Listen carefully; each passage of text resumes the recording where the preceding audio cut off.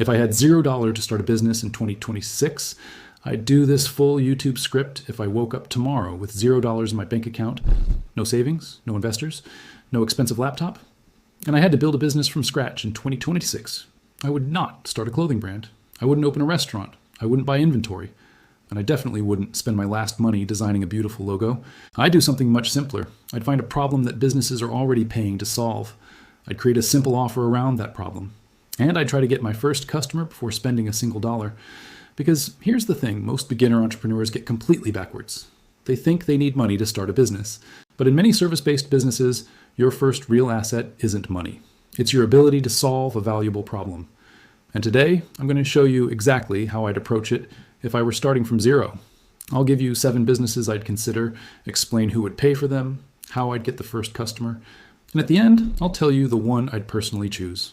And number 7 might completely change the way you think about starting a business. Part 1. Stop thinking like a beginner. Before we get into the businesses, there's something you need to understand. Most beginners start with a question like, what business should I start? That's actually the wrong question. A better question is, what problem can I solve that somebody already wants solved? There's a massive difference. Imagine 2 people. Person A says, I want to start a social media agency. So they spend 3 weeks choosing a name. Then they create a logo. Then they build a website. Then they buy software. Then they make an Instagram page. And after all that, they still have 0 customers. Person B does something completely different.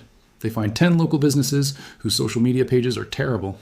They look at what those businesses are doing wrong. Then they send the owner a simple message. I noticed 3 things on your page that could be costing you customers.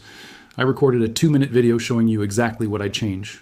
No fancy website, no expensive branding, no office, just a problem and a solution. That's the mindset I want you to have throughout this video. Don't build first, sell first. You can use free tools to validate ideas and market services before investing heavily. And current 2026 guidance continues to highlight digital services, freelancing, and other skill-based models as low capital entry points. Now let's get into the businesses. Business. 7. Short-form content service. Let's start with one of the easiest businesses to understand. Businesses need content, but most business owners don't want to spend their evenings filming, editing, writing captions, and turning one piece of content into 10. That's where you come in. You don't have to become a famous influencer. You don't even need your own audience.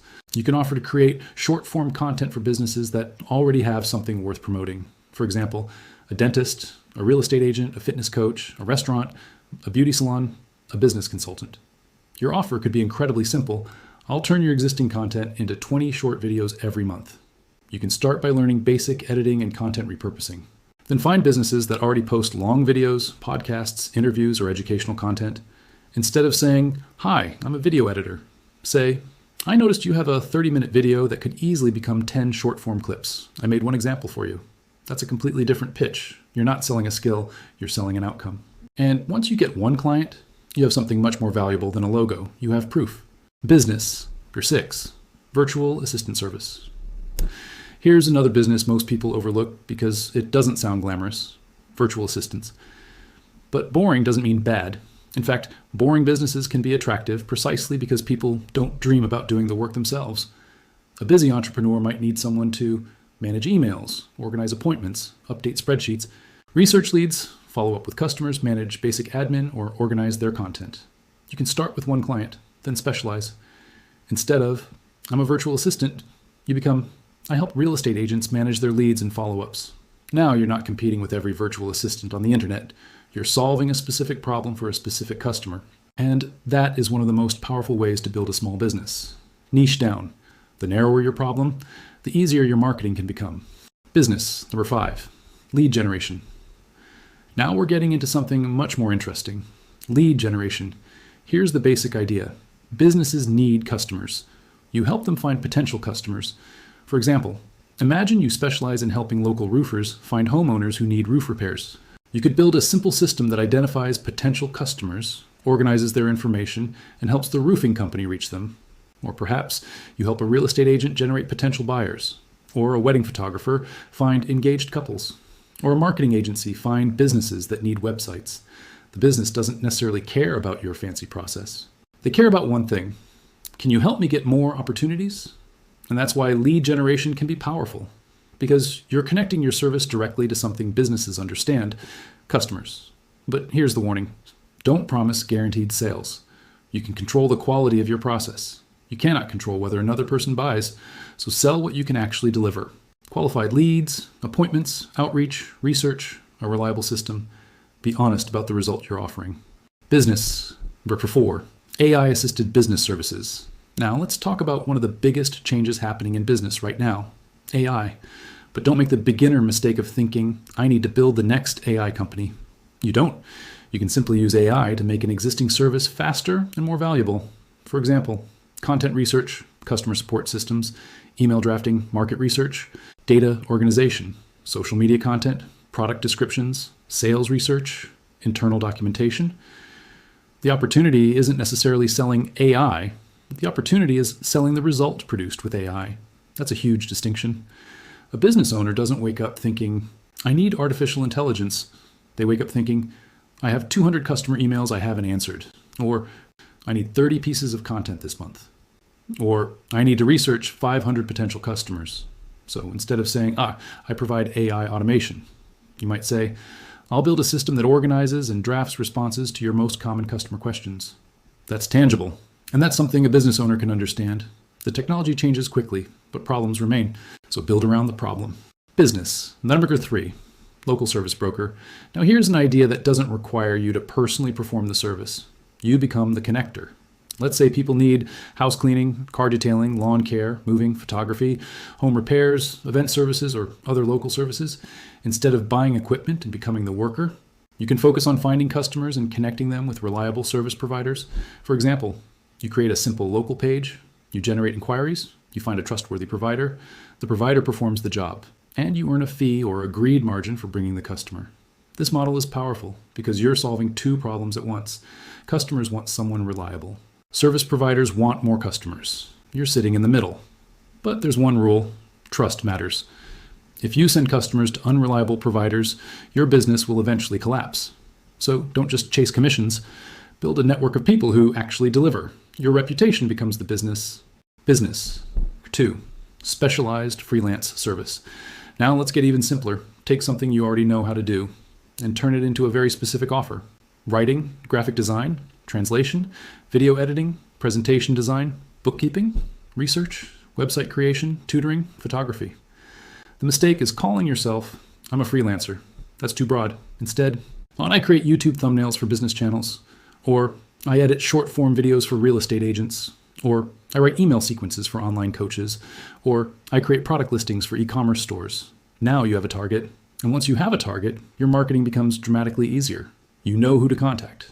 You know what to show them. You know what problem they have. And you can build your entire portfolio around that one problem. You don't need 50 services. You need one useful service that you can deliver extremely well. Business.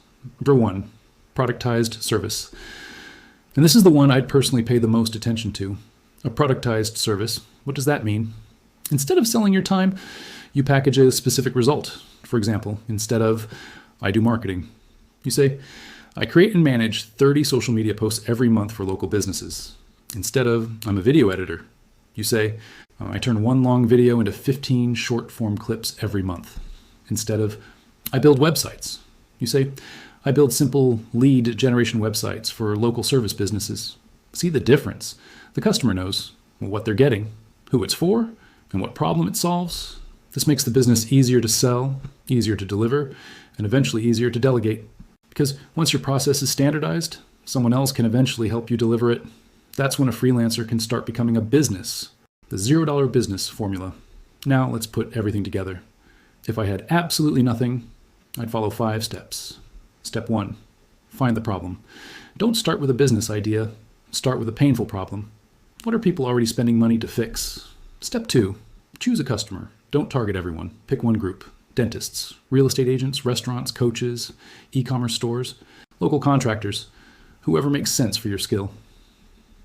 Step 3, create one offer, not 10, one, something easy to understand. Step 4, sell before you build. This is where most beginners fail. They build a website before talking to customers. They create a logo before making a sale. They spend money before proving demand. Don't. Talk to potential customers. Show them the problem. Show them your solution. Ask for the sale. Step 5, reinvest the first money. Your first $100 shouldn't necessarily buy you a better logo. It should make your business better. Better tools, better skills, better customer experience, better systems. Eventually, you can invest in branding, advertising, software, and employees. But first, prove that someone will pay. What I would not do with my first $100. Now let's talk about the businesses I would avoid. If I literally had only $100, I wouldn't start by buying a huge amount of inventory. I wouldn't rent an office. I wouldn't spend hundreds on branding. I wouldn't build an expensive website. I wouldn't buy a course promising overnight riches. And I wouldn't launch 5 businesses at once. Because your biggest problem at the beginning isn't lack of opportunity. It's lack of focus. You don't need 5 ideas. You need 1 problem, 1 customer, and 1 offer. The biggest mistake. Here's the biggest mistake I see beginners make. They want to look like entrepreneurs before they actually become one. They want the logo, the website, the business cards, the perfect Instagram feed, the fancy workspace, the professional photos. But none of those things prove that you have a business. A business exists when somebody is willing to exchange money for the value you provide. That's it. So if you remember only one thing from this video, remember this. Your first goal isn't to build a brand. Your first goal is to get a customer, then another, then another.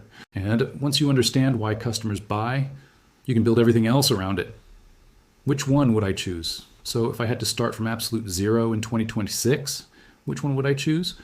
I'd choose a specialized productized service. Why? Because it combines the best parts of the other models. Low startup cost, no inventory. You can start with skills. You can sell directly. You can validate quickly. And once you have a repeatable process, you can hire people and turn it into an actual company. But here's the important part. I wouldn't copy someone else's business just because it sounds profitable. I'd look at my own skills, my location, my network, my interests, and the problems businesses around me already have. Because the best business idea isn't necessarily the one that sounds the most exciting on YouTube. It's the one where your skills meet somebody else's problem. So here's your challenge. Don't watch another 20 videos about business ideas. Instead, pick 1 problem. Pick 1 type of customer. Create 1 offer and talk to 10 potential customers this week. You don't need to feel ready. You need to find out whether people are willing to pay. And if you want more practical videos about starting, growing, and making money from small businesses, subscribe to Iman Fatima, because we're not here to make entrepreneurship look glamorous. We're here to figure out what actually works. And if you want, comment below, $0, and I'll know you're ready to start from where you are. See you in the next video.